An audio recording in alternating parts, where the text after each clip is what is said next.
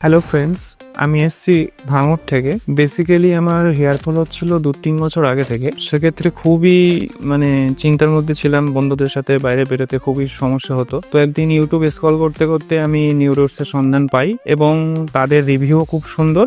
সেই জন্য আমি ডাক্তারবাবুদের কাছে আসি এবং ওনাদের সাথে পরামর্শ করি। তো পরামর্শ করে উনি যেটা বললেন যে ট্রান্সপ্লান্টই বেটার। তো সেহেতু বাড়ি থেকেও খুব সমস্যা ক্রিয়েট হচ্ছিল, যেহেতু একটা এত বড় সার্জারির ব্যাপার, তো রাজি হচ্ছিল না। তো অনেক বুঝিয়ে রাজি করিয়ে নিউরোসে চলে আসি এবং ট্রান্সপ্লান্টের সিদ্ধান্ত নিই। তো এখানকার স্টাফদের বিহেভিয়ার খুবই সুন্দর লেগেছে এবং ডাক্তারবাবুদের সাথেও। তো সেক্ষেত্রে আমার কালই সার্জারি হয়। এখন আপাতত খুব বেটার ফিল করছি।